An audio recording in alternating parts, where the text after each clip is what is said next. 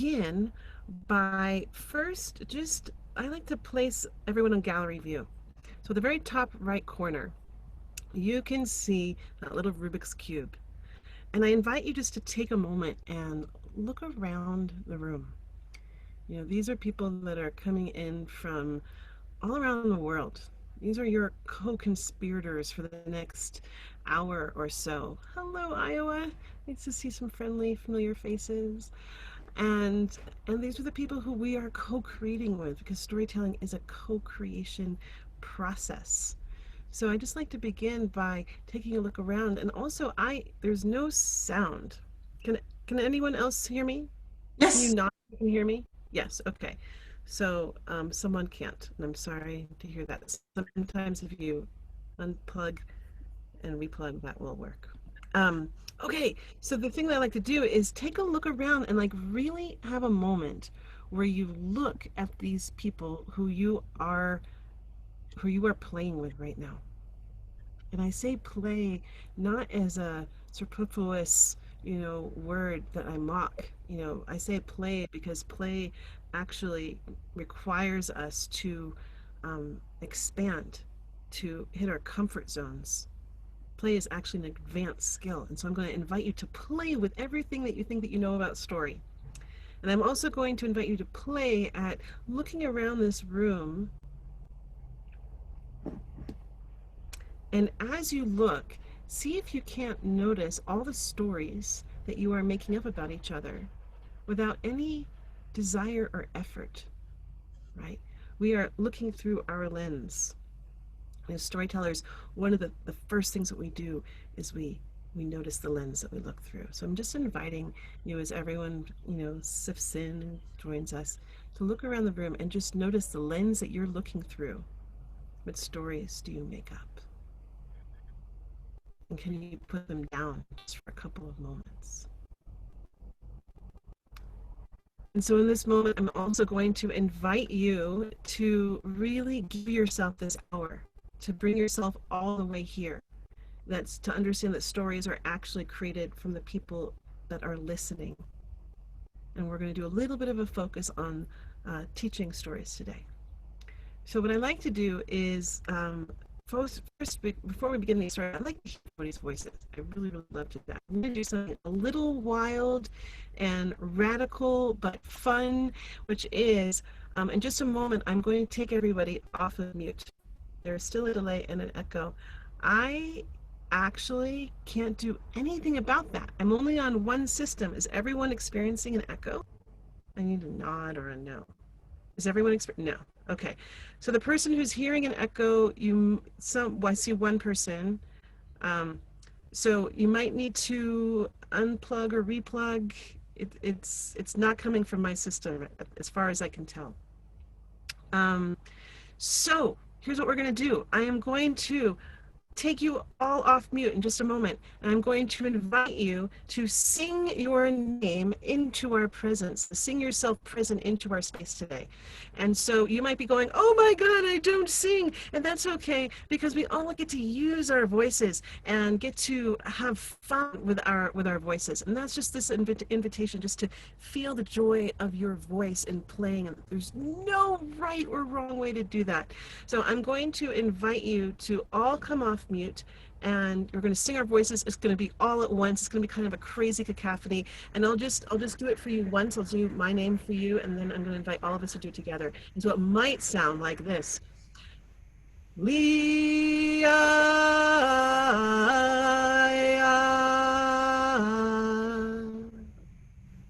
just whatever feels good to you. Your song. Okay. So I invite you all to sing your names together all at once, and to take yourself off mute as you do it.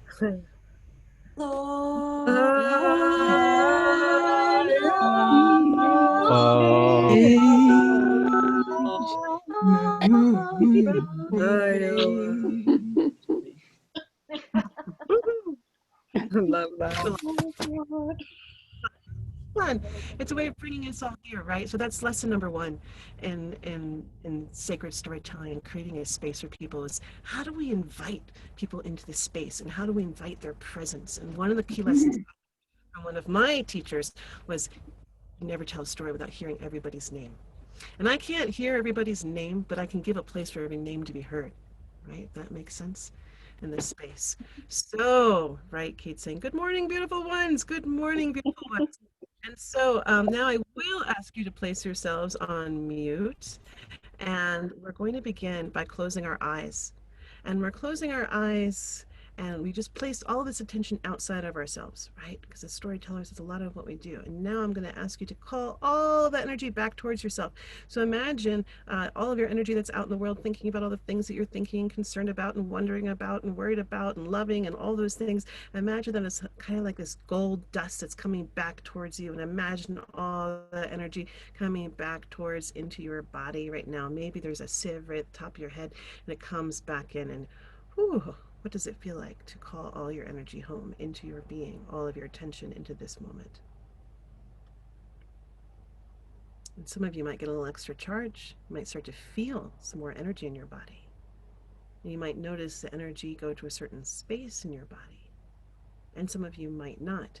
And what are we doing in this exercise? But we're just beginning to attune to what is each of our unique ways of seeing, because we all see and experience our intuitive life in different ways. There's no right or wrong way. It is just the discipline of discovering what is your unique way of doing it. So I'm going to be introducing you to some tools to play with that today. And so perhaps you just found yourself saying, I can't sing, I don't sing, but you did anyway. We got to hear some laughter, and so I'm going to invite you just to play. And so perhaps you just said, oh, I don't do this intuitive seeing energy coming into my body, but perhaps you tried it anyway. And if you heard that I don't, then may you invite yourself to play with that part of yourself. Just stop right there with the, who is the being in your world that says, I can't, I don't? And can you allow them to quiet, just have a seat at the table and sit down for the next hour?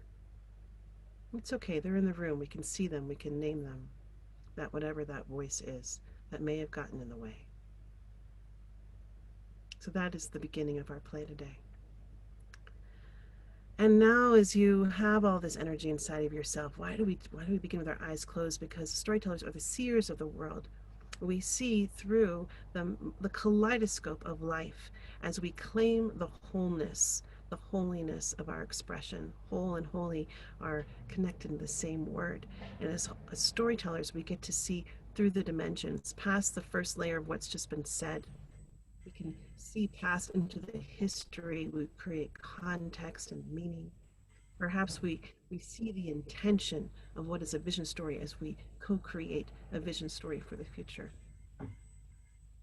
And so I'm going to invite you to really widen and expand your listening and your hearing today, and consider what brought you forth into this particular space with these particular people, into this particular conversation around sacred storytelling.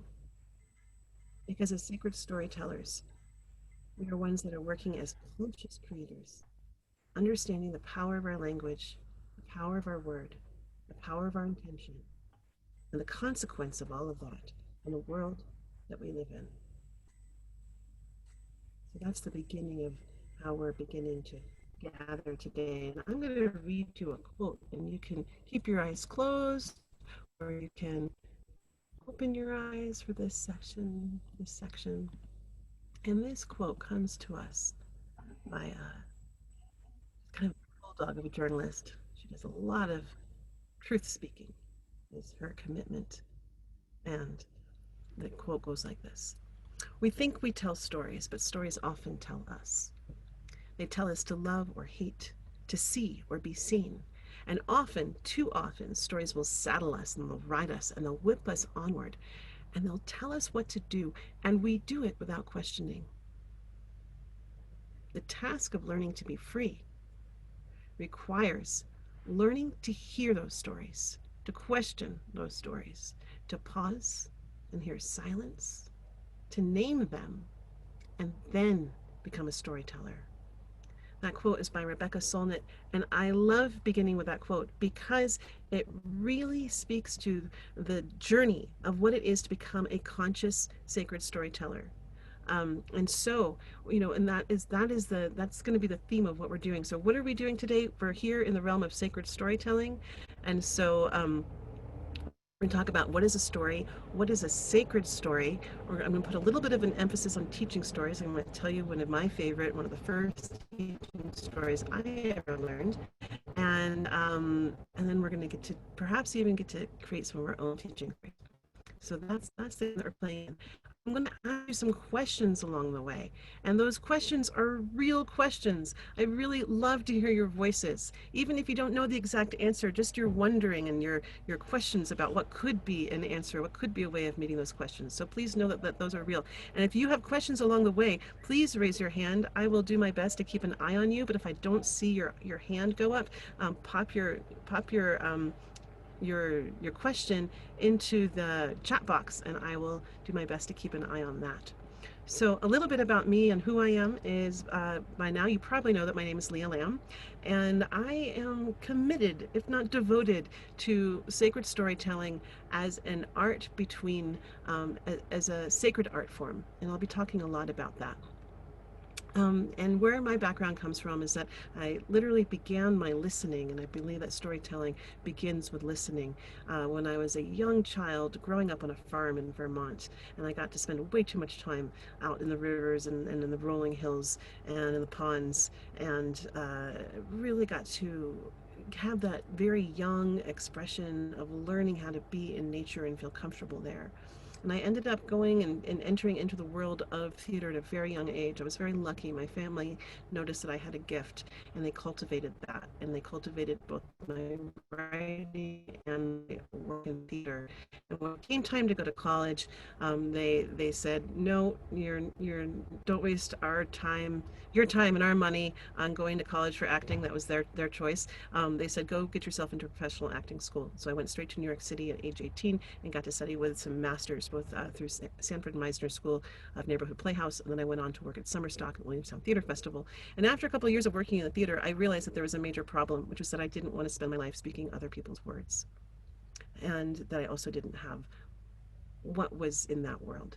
But I had caught scent of this magic that happens there, that in the world of live theater, there is this like palpable energy that you could see and feel. And I had this real wondering of how could I harness that energy and use it for social good. I was very fascinated by that idea. Ended up working as a wilderness guide, specifically with youth at risk, for about 7 years. And from there, I went and got a master's in social work. And really, that came out of a commitment to the natural world and this, really to our legacy of creating a healthy environment. And I really kind of came to this idea that you can't save the world if people don't know how to save themselves. That was the language I was using at that time. I don't think the world needs saving, and I don't think humans need saving at this where I am right now. But that was the idea that really it starts right here. And eventually I came out of that world of really understanding community organizing, systems thinking, and came to working with Al Gore at his television network, and I launched and produced the Green Channel there. And while I was there, I was working into this big question again: what was the information we needed to give people, the inspiration to motivation to activation, specifically around protecting our environment? And I realized after looking at all the data that I was asking the wrong question. And this information liberated me because people actually weren't responding to information, they were responding to story, and we had the data. And something about that liberated me out of that world into thinking that that was the only place I could have impact. And I came back to my first true love, which was story. And I went deeper and deeper and deeper into it. And in that prayer of how do we serve these times, a big story came to me. And in that story, I learned how to listen, and how to listen for a story rather than drive a story. It was a really different moment in my own life. And in that, I also was practicing some basic tools of grounding into the earth and sourcing to spirit. And a lot of the story came through in that kind of inspired channel. And in that way, I also discovered that I'm part of a lineage of mystic storytellers. You know, Clarissa Pinkola Estes, after I did a lot of research trying to find other people that were doing this, I finally found one line in her book that talks about an ancient sect of mystic storytellers that uses El Duarte to blow the soul of someone into their face. I don't do that. I don't think of it like that. I think of it more like Michael Bean says that behind this dimension there is a mythic dimension, and some of us can see it, you know, but all of us are living in a multidimensional reality. That's one belief system. That's one way of looking at the world, right? And that's the one that I play in. So anyway, I went from there and I started creating story ceremonies for both individuals and for the collective, really understanding the power of story and this kind of extraordinary thing that we can do in the energy field of story work. And then the more I did it, I began to understand the very beginning, the more I entered into the realm of scholarship, story and ritual, and it all was the same thing. If you are a student of story, you'll understand that. You might even remember that the very first actor was in the realm of Dionysus, was praying to Dionysus, and they were calling the gods to the world, to the earth, to walk among them through acting, through allowing their bodies to become a channel for spirit to live on earth. And so that is part of the beginning, the very first roots of theater. So now you see how I come to this relationship of, the arts and being in relationship with the divine and giving us a way back to being in relationship with the sacred. And so I'm seeing a question coming in from Lorna. Says, what is the difference between story and memoir? As you can see, I am really much more talking about story, and I think by the end, Lorna, you're going to have more of a sense of the distinction that I make. I mean, a memoir is a story, but how you develop that memoir, that's going to be the question. Okay, so let's get on the same page. I'm looking at all of you guys now, or gals, and say, okay, what is a story? Let's start with this really the first question. What is a story? And it's a real question that I'm asking. Anyone can answer. Look, we have another Lee in the house. Not every day that there's two of us here. Okay, Deborah has an answer. Um, for me, a story is an invitation to the reader to participate in the co-creation of life through experience. Say that one more time. That was a beautiful line. Can you say that one more time? Um, for me, a story is an invitation to the reader to participate in the co-creation of life, of healing, of beauty through the experience of reading, having the story create through the act of reading so that they also feel themselves is participating in the healing of their own personal self and the interpersonal self of all beings. Wow, what an expression of what a story is. Thank you, thank you, thank you. So, right, you talked about this co-creative process. Let me say there's an illusion that happens in the process of storytelling. And the illusion is that people think that it's all coming from the storyteller. No. What was the very first thing that I did with you is I called you into presence. I brought your voice into the room, because I understand that co-creation process that Deborah is talking about. It is the listeners, you were speaking about readers. I'm going to put it in the realm of storytelling. It is the listeners that call out the story. So whatever is alive in you will come alive in me because we're sharing this wild, kind of weird collected experience right now. And this idea of that, right, our stories can be healing. You just spoke about that. And I always I'm going to use this. You didn't really speak to this, but I'm going to use it as an opportunity to speak to this, which is that sometimes, for those of us who come with the intention to create a space for healing, I've been in certain rooms where they say, I'm going to heal you, or this story is going to heal you. And I really invite us to take a way back seat because I understand this is a very humble process and we come in truly in a co-creative process. And it's what people want to call alive in them in that moment. So we create stories where people will have an opportunity to see themselves, but they're only going to be able to see whatever they're ready to see. That's why I love storytelling, especially teaching stories, because you can listen to the same story over and over and over again, and you might hear something different each time because you, as that Mark Twain quote, when I was 14, my father was such an idiot, but I was so impressed by how wise he'd become by the time I was 21. Same thing as we listen to stories that we change, we change where we are in the clock of life, and so we can hear and see more things. Thank you for bringing that to us. Um, who else would like to? Is poetry story? Sure, of course, poetry is story. Music is story, right? Some of the best storytellers are storytellers. What's another? Anyone else want to say what a story is? What is a story? Yes, I see GPAD 5101. And your hand is Uh, up. I'll take a crack at it. My name's Myra. Um, yeah, it's using words, tonation, body language, gestures to draw people into a journey, their own journey, as you were saying, because we'll each come at it from a different vantage point. But it's just putting out words and uh, a landscape that people can enter into and walk whatever way they want to walk. And whatever shows up on that journey is what shows up and is true for them. Yeah. So I love what you said. There was so much humbleness in it. And one of the things that you were speaking to is a very advanced kind of approach to storytelling, because you said there's something in the words, there's something in the resonance, right? And what I heard you speaking, and what I understand that is that there's something in the transmission that happens when we talk story. So one of the things I always ask people, and I asked you at the very beginning, what are you in service to? What are you in service to? And because I think this is such an important question to get such clarity around. Are you in service to love? Are you in service to healing? Are you in service to community, to union?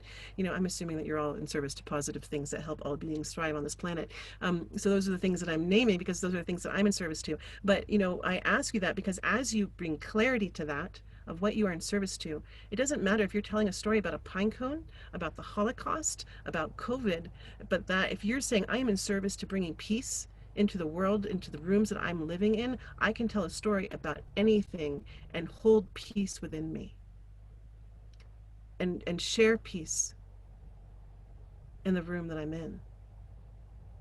So if I'm going to talk to you about a story of COVID, and my commitment is to peace and to communion and to connection, and perhaps I'm going to tell you a really great, big, big, big story.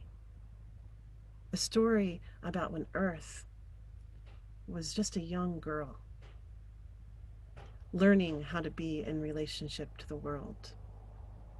And perhaps she had a little conversation with Venus, and Venus came close because she noticed giving a little bit too much of herself. She had lost her relationship to boundaries. She was perhaps trying to give and give and give, thinking that the more she gave, the more that she would be loved. And Venus says, well, maybe that overgiving isn't really working for you. Have you ever considered that? This is a piece of a much longer story, but I'm giving you just a piece of it to say perhaps we can start talking about COVID in a way that brings us into relationship with the world, that gives us context and meaning to even climate change, that gives us a whole other perspective of seeing our role in relationship to what's happening in the world.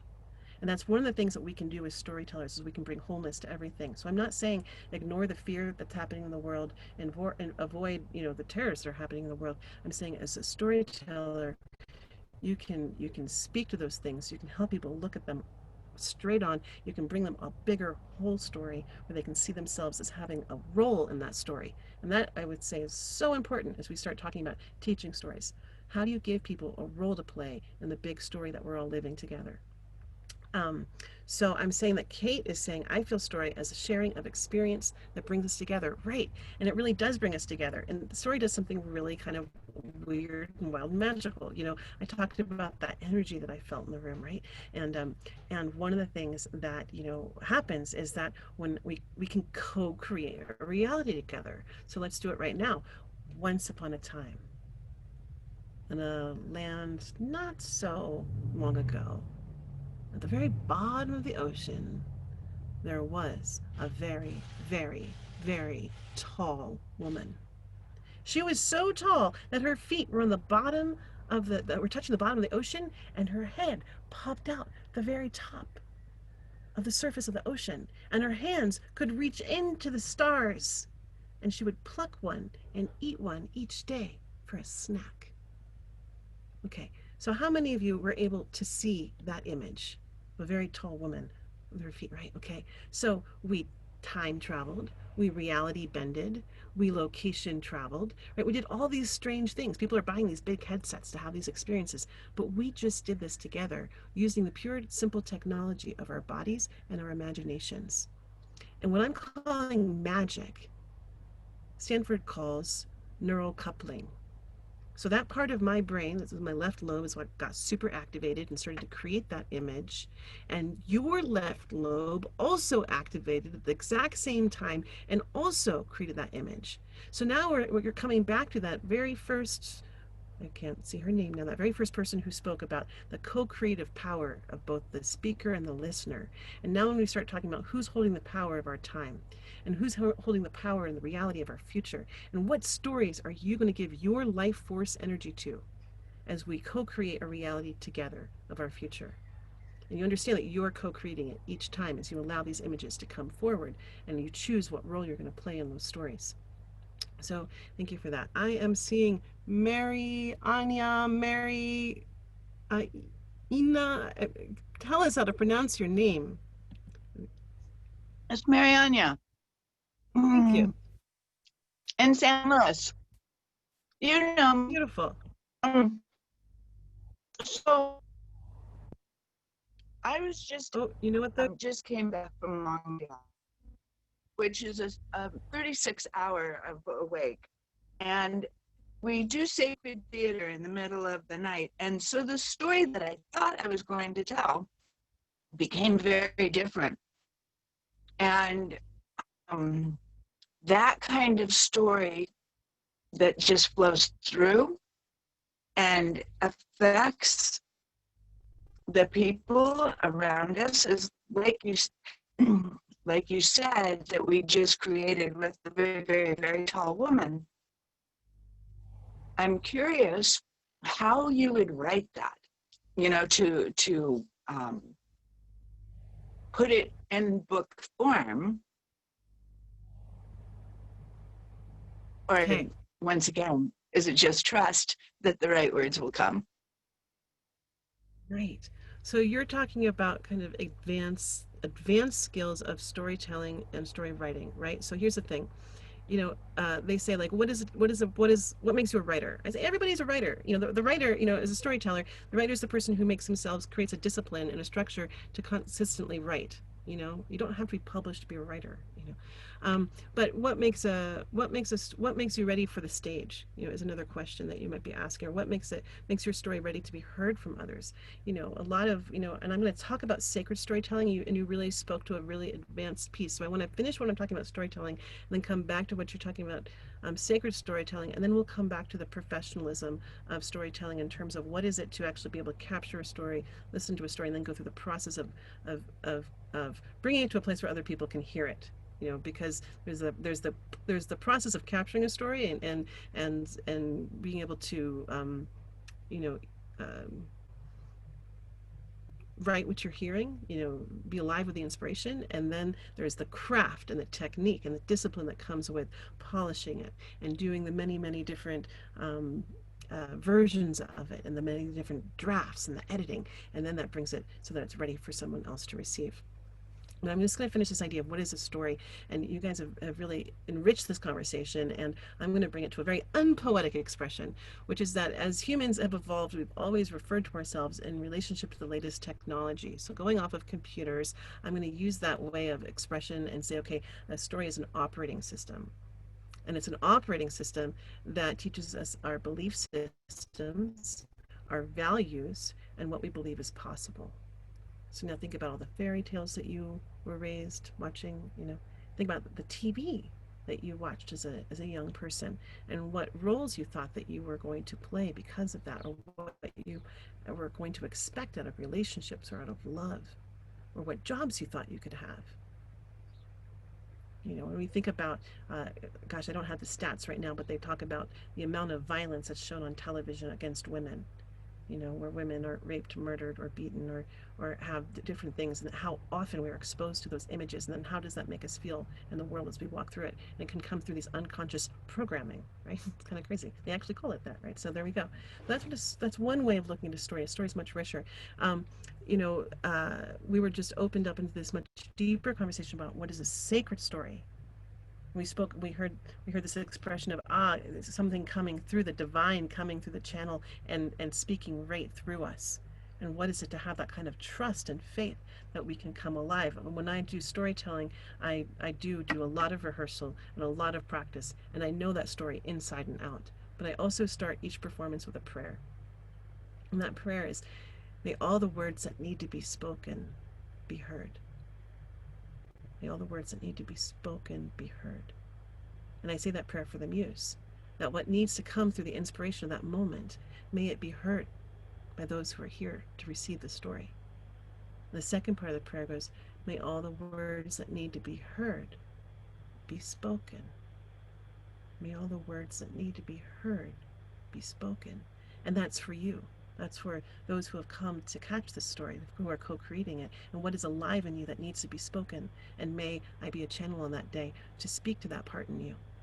So an example of what was just referenced was like trusting that channel to come flow through you, that you don't need to know the exact word verbatim. Sometimes there are different techniques and styles of working with stories. Some people will memorize them word for word for word, and I absolutely respect those people who can bring life to speaking the same words in the exact same pattern, the exact same way. There's another school of storytelling, which is this much more of allowing the story to flow through you and alive. Different, very, very different forms. Both are respectable for their different ways. This is not a lazy form of storytelling. You have to know the story so inside and out that you will not get distracted or thrown off when something different wants to come alive through you. So one time, as an example of this, I was doing a story for a group of, it was an initiation story, and Gloria brought her 16-year-old daughter on her 16th birthday and all of her friends to experience this as her 16th birthday. So we had a bunch of 16-year-olds, a couple of elders around a fire telling this old initiation story.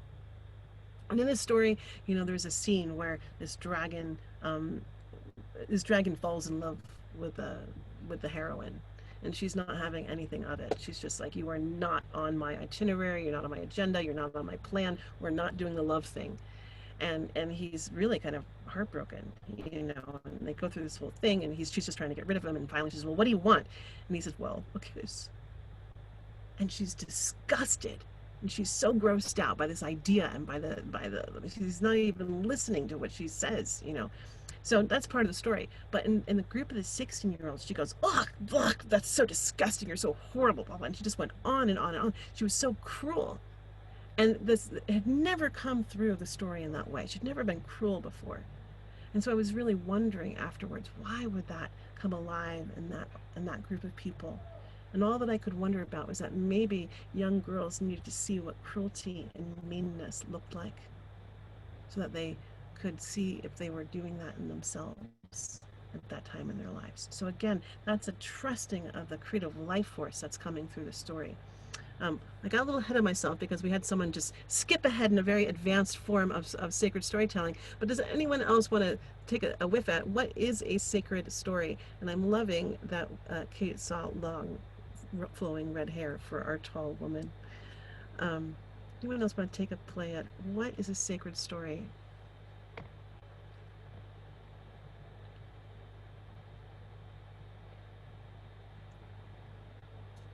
We've got some ringers in the room, I know that. Being very quiet. I'll keep talking, but I just think it's lovely to get to hear your voices. All right. Another way of thinking about a sacred story.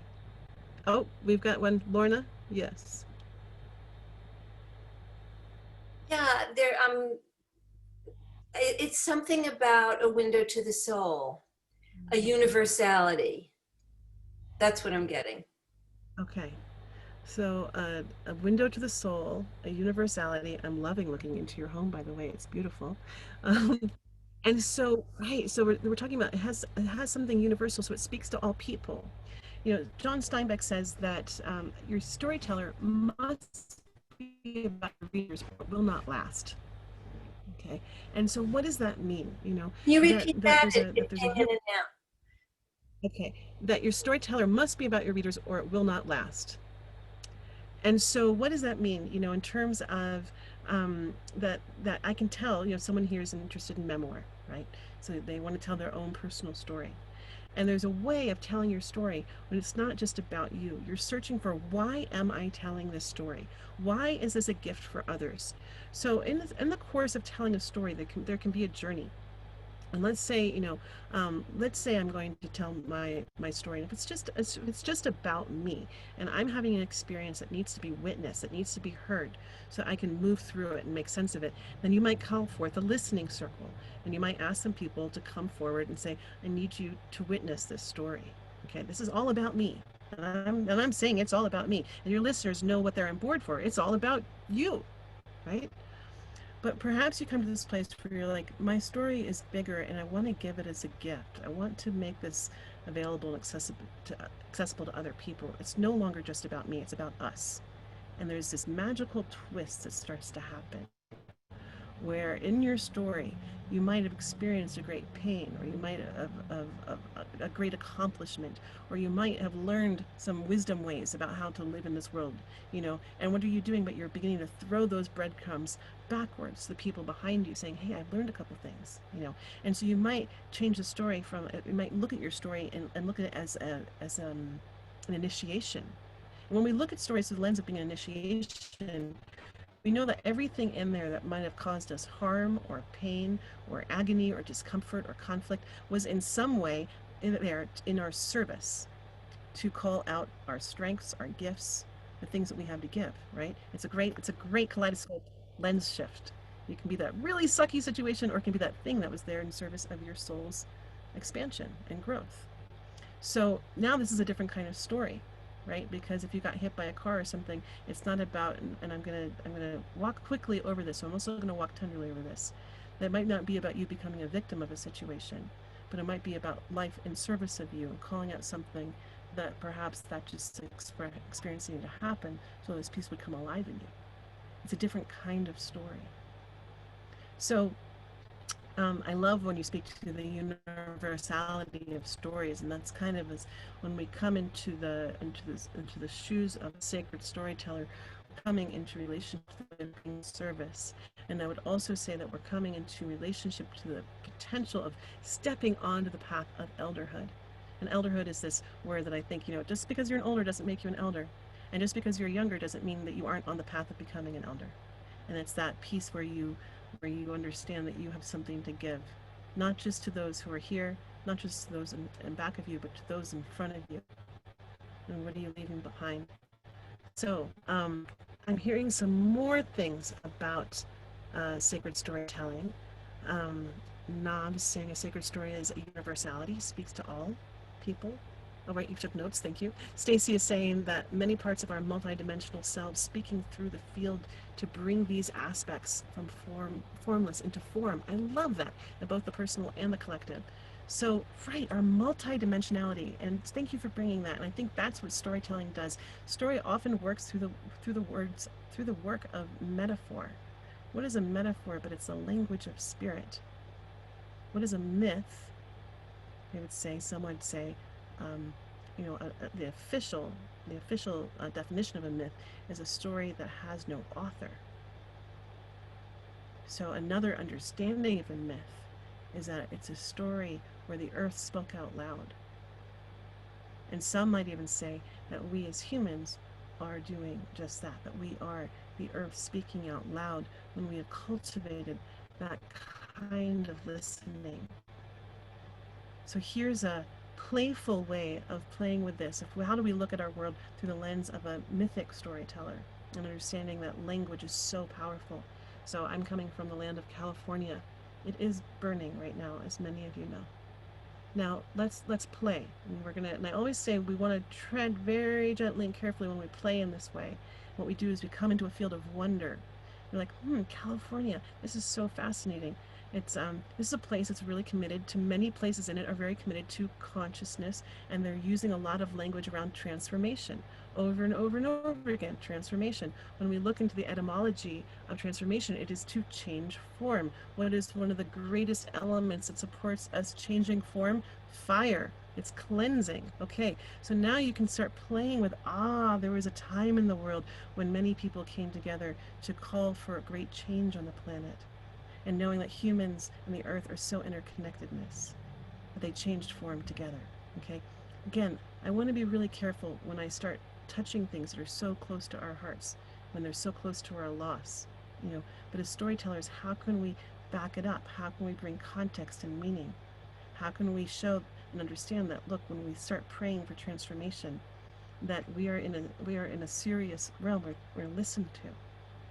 So, okay, I'm going wildly off off script, but that's what happens when people like you are listening in the way that you are. Okay, so here we are. Ariel says that stories are sacred storytelling. It reaches into the past through the universality and into the future for a new vision. I love that there's such a big theme. You guys are really alive in the universality in it. I haven't seen a lot of groups do that. So right, it's reaching into the past and into the future. And so what do we understand about the archetype of the sacred storyteller? But it's the spider, right? And it's the web, forward and backwards. So can we work with stories that can heal the past? You know, this is a great big question.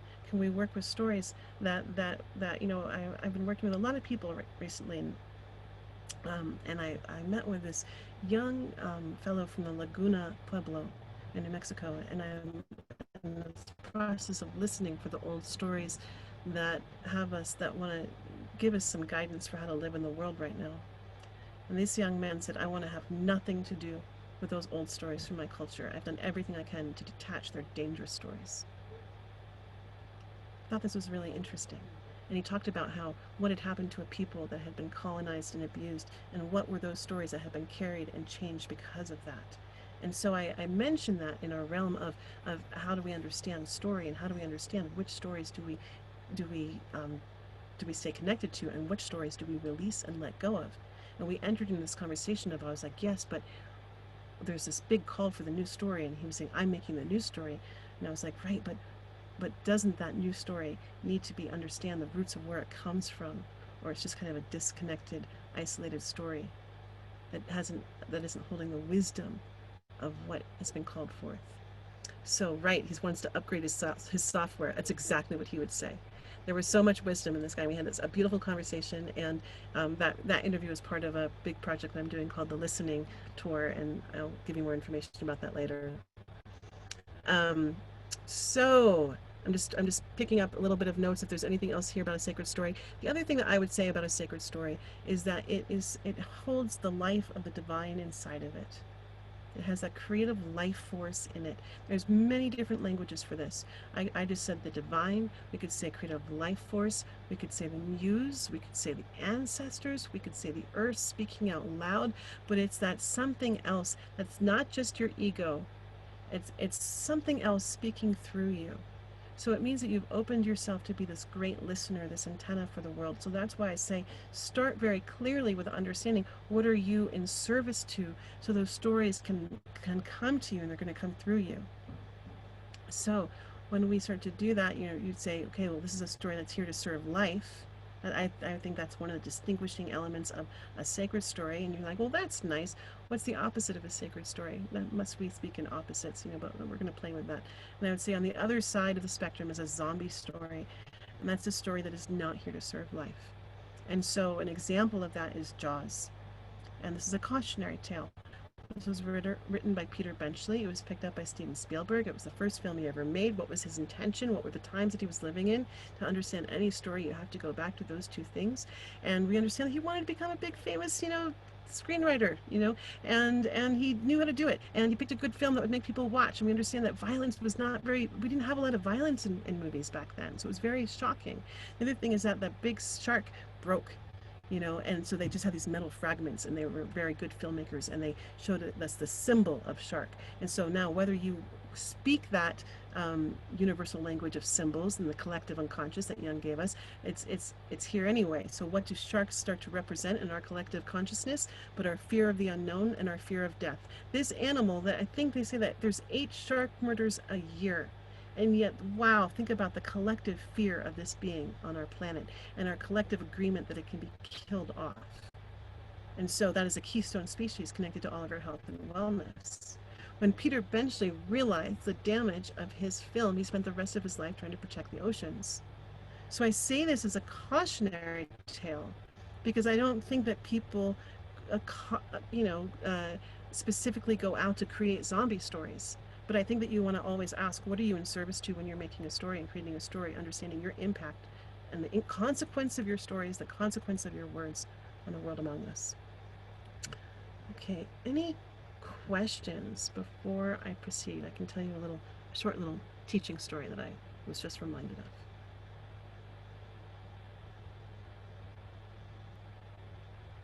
Okay, want a teaching story?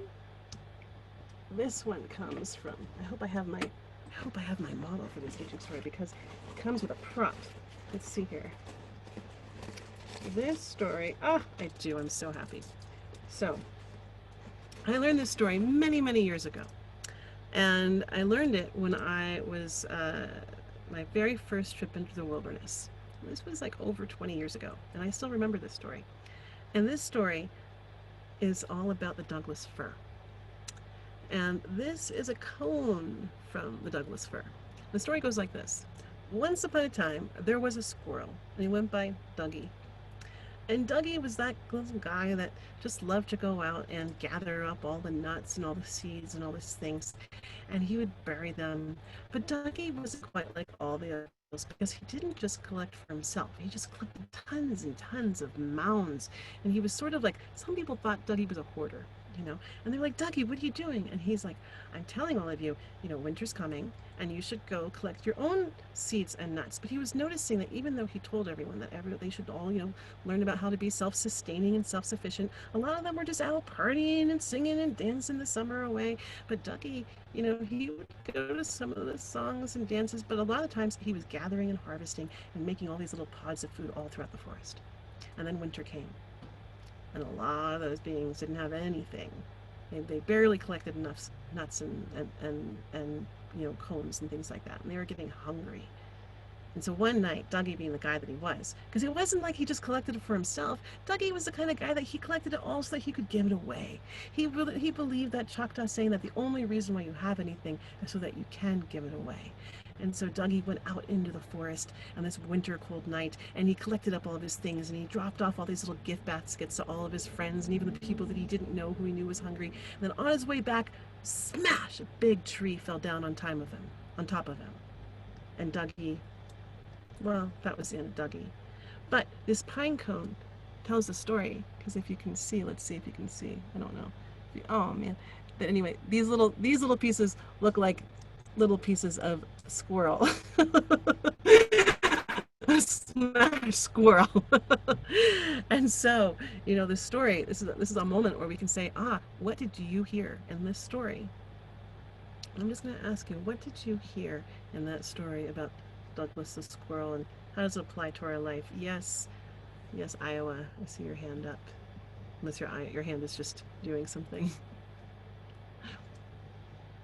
I could speak into that I inferred from the story that Dougie became immortal. He lived on forever, or as long as the Douglas tree, that he was absorbed and became part of what the tree gives so much of.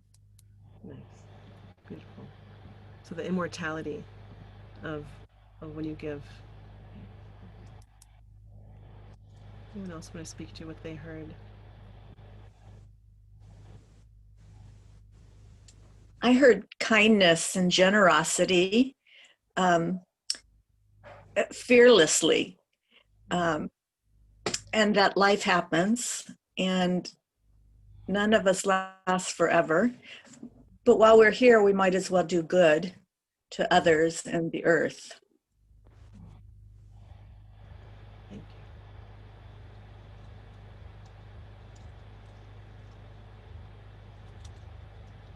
you. Anyone else want to speak to? I heard leadership, says Valerie.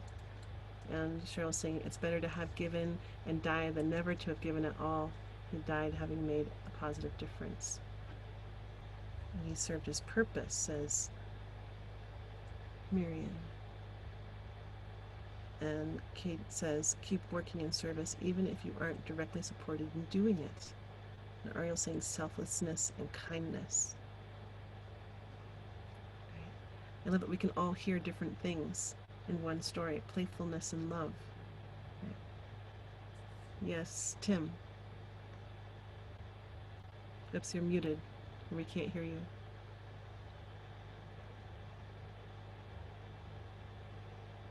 Oh, Tim, we can't hear you, unfortunately. please. Can you hear me now? Yes. Okay.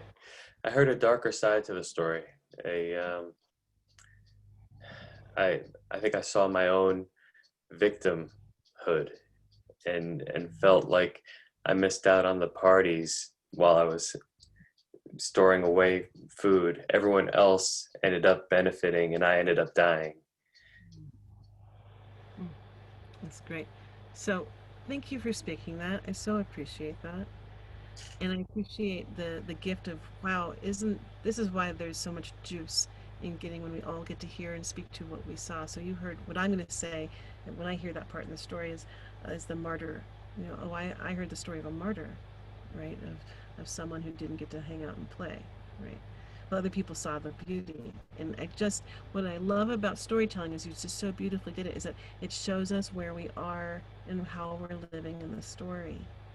Doesn't mean that we have to stay there, and that's where I feel like that's the beauty and the power. You're like, oh, wait a second, I'm living like that. Well, can I go to some more parties and collect things, you know, and when I give things away, can we be part of the joy together, you know, and like, is that really the role that I really want to be playing? I think that's the power of storytelling. We can see ourselves so clearly. How are we living in the story, and then what role do we really want to play, and how do we shift and change it? So thank you for that. So if you want to create a teaching story, you know, I really invite you to do this, especially the things that you need to learn about. You know, that's one way. You know, one of the quickest ways to learn something is through reflecting on it. You know, and we can play and we can take things into the mythic dimension. You know, one of the stories that I heard, I was at the Bioneers Fest conference, and there was an indigenous storytelling tent, and one of the men that was in there, and I wish I could call forth his name because I don't remember it, unfortunately. But he was talking about how his young child was very, very misbehaving in their local ceremonies. And he was mortified and very embarrassed. His child was cutting in line and taking food off of people's plates, and he was having to run around and say no, no, no. And he knew that there was a better way. And he realized that he had forgotten one of the basic tenets of their culture, which was the call on teaching stories. Teaching story could be sort of a nanny and the third parent.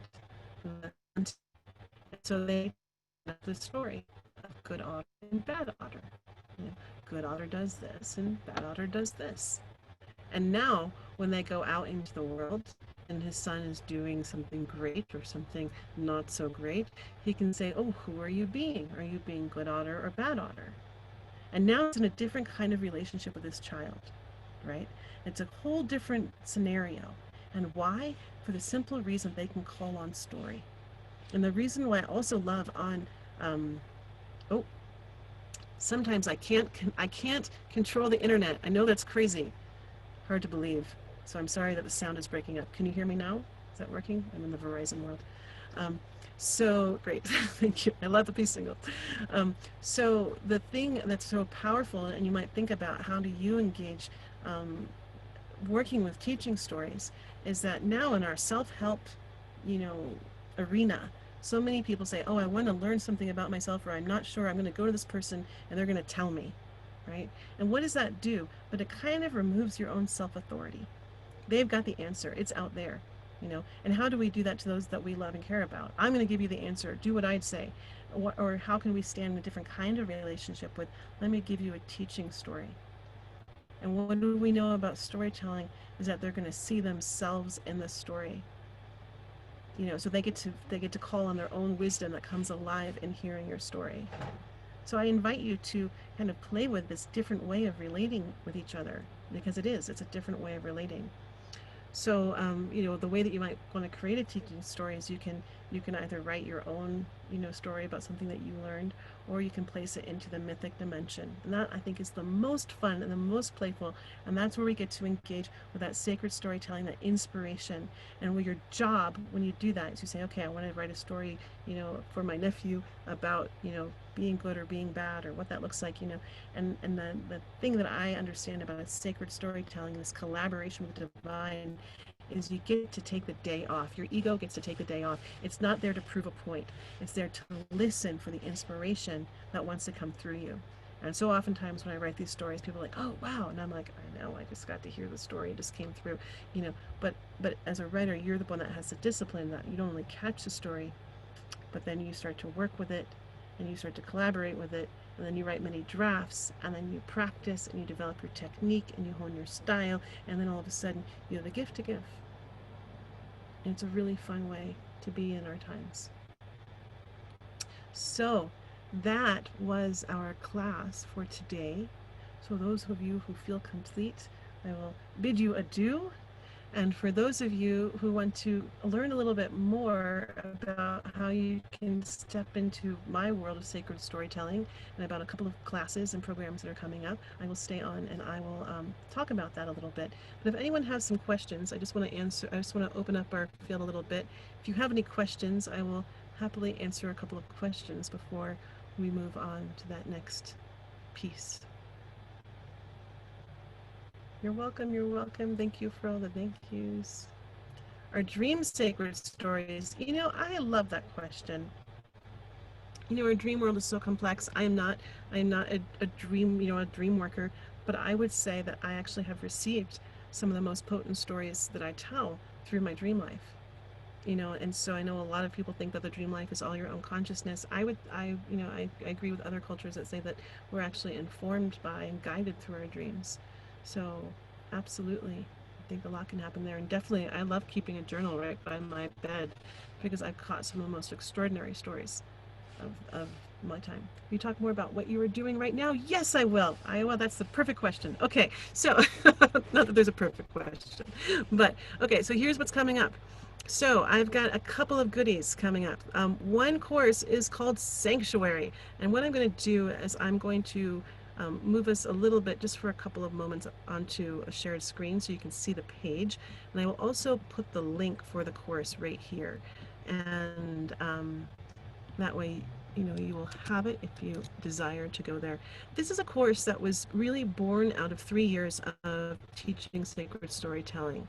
And I had a program that used to be called Speak the Spark, and I taught this year-long program, and then we would bring in lots of guest speakers, and we would do this whole journey. And then COVID happened.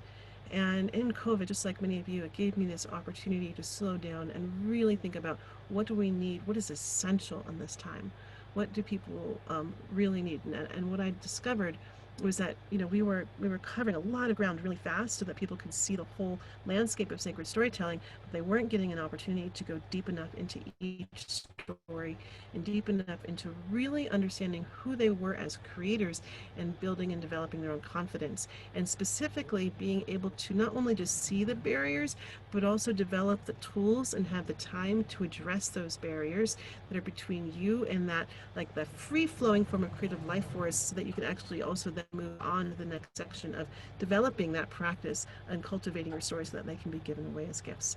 So from that came Sanctuary, and Sanctuary is really one of my, it's a really fun class, and this is a course that's designed to really understand who you are as a creator. So this is my introduction now to this what is a 9-month program. And what we do is that idea of what is the sacred story, is that collaborating with the divine. So we engage the technology of ritual, prayer, and ceremony through this course. You create a matrix, and you're like, what is a creator matrix? And a lot of people said, don't use that word, Leah, because they're going to think of Keanu Reeves. And I said, but that actually came to me through a dream. When I was developing this program, so much of it literally came through my dream life, the whole system and process of it. And when I thought, well, why don't I just be humble enough to understand and learn what a matrix is? It's not just about math and coding. It's actually matrix. The etymology of it goes back to actually the womb. And when you go back to the etymology of the womb, it brings you back to the language of the mother. When you follow the etymology of mother, it means creator of all things.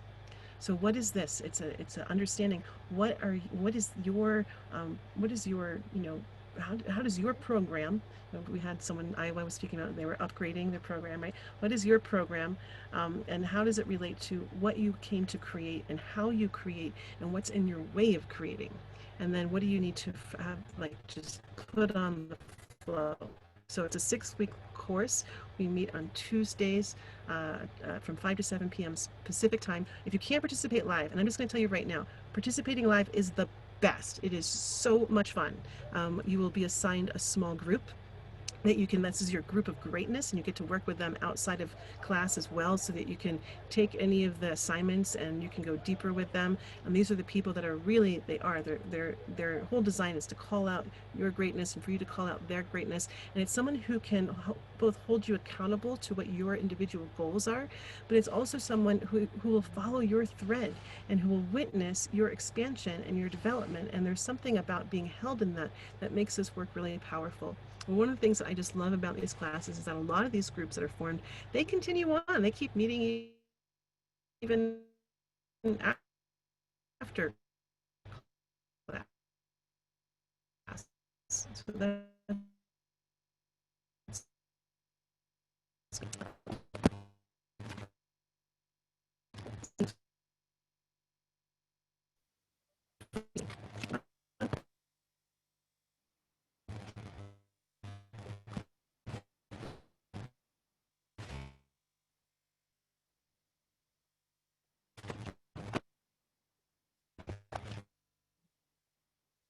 Losing you again.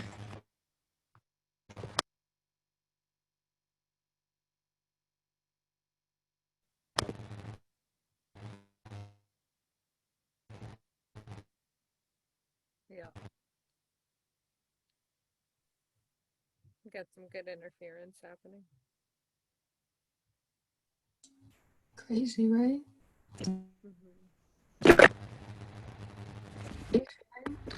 okay. Are you there? There you go. Yep. I think my computer overheated a little bit. There we go. Okay. I had to put some ice underneath my computer because it gets warm these days. I don't know what the problem with it is.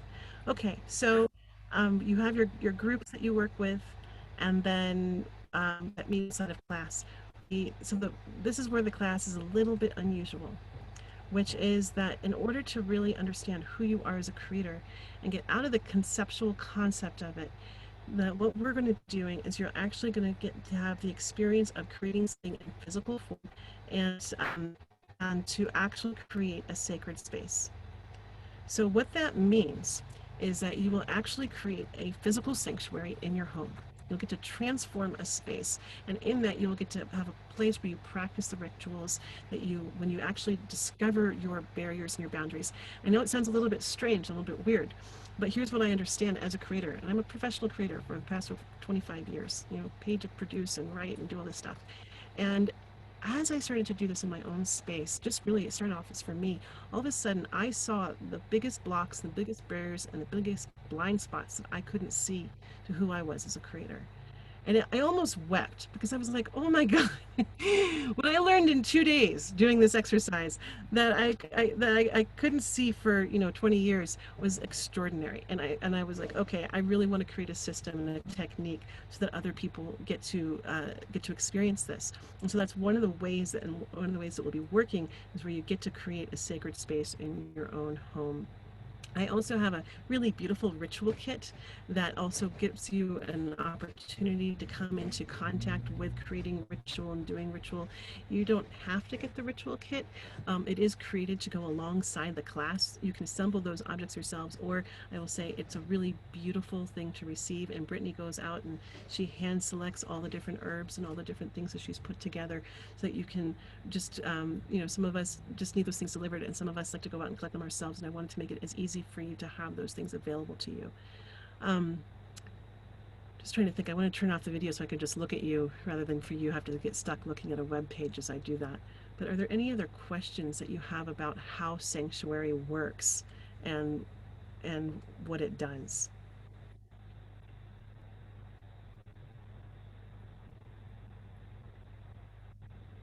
You're a quiet group. So I'm assuming that you understand what Sanctuary is. The other thing that I would tell you that is happening right now is I have an advanced course called Artemis. And Artemis is this is for, so Sanctuary is an introductory course. It says, okay, I want to get involved in storytelling. And when you take Sanctuary, what I'll say is Sanctuary is a 6-week class. The way that it works is that we go for 6 weeks, then we go do that deeping harvest, and you find all the different things that are in you to tell story. Because as we started to come in relationship the things in our home, how you relate to matters. All those objects in your home hold stories, and you come into contact with them through Sanctuary, and then you get to develop ritual and ceremony to work with what you discover that will then cultivate into your stories. So we're going to take a 2 weeks off of Sanctuary, and then we go straight into wisdom stories. We get to cultivate your wisdom stories so that when at the end of that 4-week class, you are ready to, you have your story, you've practiced your story, you've rehearsed your story, and you're ready to give away your story. So you really walk out with something really solid and whole. And so when you take both of those classes together, you get a $50 discount. So that's one of those things that is there for you.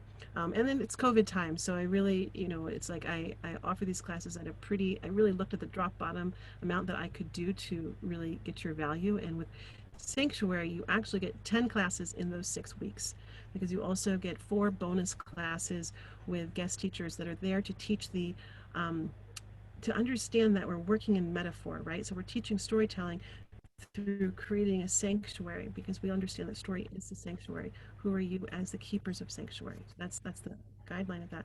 And then we look at all of our guest teachers are here that help teach you understanding sanctuary in your body, understanding what is it to cultivate garden, what is it to understand cultivating a relationship with the sacred and divine. So we have indigenous elders come and speak to you. We have a beautiful class on how to develop your own sacred symbol. And so these are all additional classes that come in addition to the 6 live classes with me. Those ones are pre-recorded. And then I was going to go on and tell you about Artemis. Sorry, I got a little distracted there. So Artemis is a class that is for advanced students of story, and it's for the people who are saying, you know what, I'm really ready to take a stand in my community as a leader and as a facilitator, working with story as a tool for healing and for the collective or for the individual. And so I'm going to give you that link now in the chat box. And this is a group where we meet once a month. We meet twice a month for 13 months. And in this group, we actually work with 4 different stories as a group. So we work with a new story each season, and we get to understand what is it to be lived by a story, what is it to live a story, what is it to cultivate all the ancient wisdoms from some of the oldest stories on the world. At the same time, you get to have 3 major projects over the course of our 13 months. One is you will tell your own story. You'll call forth your story that's here to be told as a gift. And that might be a story in the mythic form. That might be a personal narrative. It could be a variety of things, but it's going to be your story that you're here to tell at this time in the world. The other thing that we will do as a group is we will create a story ceremony. Last year when we did this, we were able to do it in person. And we did a group, we worked with the story of Medea, and we did a forgiveness ceremony for over 200 people live in Berkeley. It was an amazing experience. This year we're going to do it online, and I don't know what that's going to look like. And it's in some ways it's exciting because it gives us more access to more people, but it's going to be, how do we hold a story ceremony in this environment? So we're going to work with that as a group. And then you also have a personal project. This is where you get to really understand, who are you as in your own community? How do you bring story to your community? And how do you bring story to your community in times of COVID? And so you're going to be supported by us to do that. And some of you might choose to do it with a group of 4 people. Some of you might do something in your community. Some of you might do it with your online community. It will really be up to you, but you'll be completely supported through this program to develop yourself in the world of facilitation. And we'll have a lot of guest speakers along the way that support that program. And one of them, I'm really excited, is because you develop not only yourself as a storyteller, but also as a facilitator, and is holding a group field. And so one of our guest teachers is going to be Ann Morris, who's one of my old teachers who taught me all about group process for wilderness leaders. How do you manage a group? And so it's a multi-dimensional course that will will do skill building on many different levels. So that is that. Thank you, Iowa. I did exactly what you did, what you told me to do in terms of helping get the heat off my computer. Any questions about Artemis? Great. What I would say is that when you register for any of those classes in the next 2 days, I say if you feel a yes, you kind of know in your bones right now if you've got a yes. And if you're just like, yeah, I want to be part of that, Sanctuary begins on the 29th. I think that's next Tuesday. So yeah, next Tuesday. And for those people who register in the next 2 days, I throw in my extra 30 hours of a library of 30 hours of bonus classes from the guest master teachers of the last 3 years of Speak the Spark. So it's kind of an amazing bonus that you get when you register by tomorrow. And that is, you get like 3 years of guest teachers from Michael Mee to Carolyn Casey to so many different people. And so the other thing that I would just share with you, because I'm out in the world doing it right now, is that I'm doing a listening tour. And this was something that I wanted to do to continue to deepen and prepare myself to be a teacher and holder of this work and a facilitator of this work. And the listening tour is something that's actually going through and going across the country. And you can actually bring a listening tour to your hometown if it happens to be on my route. And so while I'm meeting with some people that are collecting those indigenous old stories that were designed to carry us through, I'm also listening to the wisdom stories that live in all communities. And so my route right now, I'm in New Mexico. I'm headed through Oklahoma, Texas, the Panhandle of Texas, Tennessee to Virginia. And then I'm going to go up towards Massachusetts and New York. Then I'm going to go the northern route back to California. So I just gave you that link, and you can sign up to become part of it if you'd like to do that. You can bring a workshop and something to your hometown. So Deborah's asking, do any of these groups help us know how to bypass depression and grief? It is very heavy and getting in my way. I write most truly only when I feel bliss. Well, Deborah, what I want to invite you to do is start playing with your grief and your depression. So here's what I would do. Yes, Sanctuary is really, so let's play with this, right? And say, okay, Sanctuary is designed, if you're saying that this is a barrier, we would go right for it. But here's a writing exercise that you can do today. Write the story of grief, the creation story of grief. And if I don't know if you're on my newsletter, but I actually have last week's story letter was literally my creation story of grief and who is grief, right? And how did grief get banished from our world? What happened when grief got banished from the table of communion as not being welcomed in our experience? So in grief and depression, we can understand are different things. I would say when you allow yourself to go fully deeply into grief, sometimes storytelling works with that. So when you're working with a hard story, I'm going to speak to this right now as a skill building piece. If you're telling a hard story, first of all, I'm going to go back. For you, my creative exercise and my invitation would be to write the creation story of grief. Where was grief born? Okay, this is just a fun exercise. Who are grief's parents? What is grief in service to? What's grief's service? Like, what does it bring? What are its gifts that it brings to every party? Who does grief party with? So if grief comes to the room, who else comes in the room with grief? What is grief's shadow? Okay, so those are a couple of different prompts that can help you start to play with the energy of grief. And again, you're asking for a sacred story. You're coming in a humble way to get to know grief and to allow grief to reveal itself to you and the gifts that grief is bringing to you. So what you understand is that when we work with story, and sometimes I like to go to the hardest things and work my grief into the story because it brings life force to my experience of life, even when I'm alive in grief. Depression can be without the life force sometimes. There's slightly different energies. So I invite you to play with grief, because playing with grief can ironically free you from depression. It can move the energy. It can release it. So if you choose to work a story that holds your grief, this is a different story, right? There's that tell the story of grief. That's kind of a fun creative exercise. If you choose to tell a story that holds your grief, what they've discovered is that you write for 20 minutes at a time. And this was discovered working with Vietnam veterans, where they discovered that when they were reflecting on things that had traumatic experiences, they could write for 20 minutes at a time, and there'd be reflection and there'd be movement in the experience. But if they wrote for more than that, it could bring them into a rabbit hole, and it could bring them into a depression. So just be aware of that when we're working with these kinds of stories. Just do little short stints and then go wash the car or, clean the toilet. Other fun things. I don't know why I'm thinking of such boring things to do, but go for a walk next to the river. I don't know, take a bath, take a shower. It's always a nice thing to do. Wash that energy away. It's really important going into the water to wash the energy away when you're done too. I just Okay. wanted to say thank you so much. I really appreciate that guidance as I've been kind of locked in. Is there a way I can get access to that blog you wrote about grief? Yeah, I think it should be on my website. Okay. I'll look right now. Nope, my blog is not up yet. Okay. We're redesigning my website and it's going slow. So what I would just email me at info@lealam.com and ask for that story letter, and we'll Thank you. Katie or myself forward it on to you. Yeah. And then I would also say Sanctuary could be a fun place to work with that. Okay, I'm gonna give you a quote, and we're gonna find our ways into another way in the day, unless there's anything else that people have questions about. Okay, here is your quote. It's one of my favorite quotes.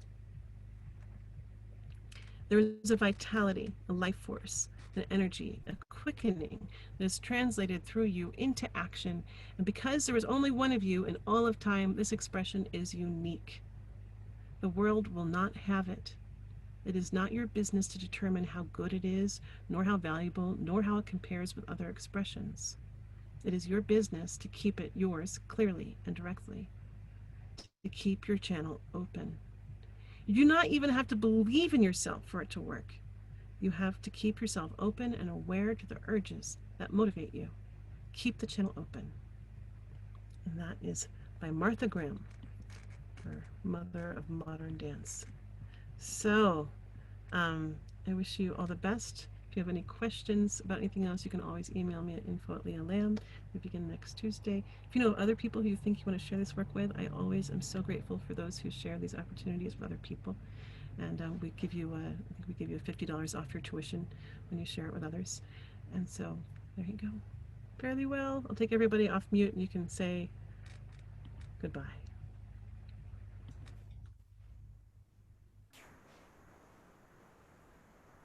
Thank you so much. This was lovely to hear you. Thank you, thank you, thank you.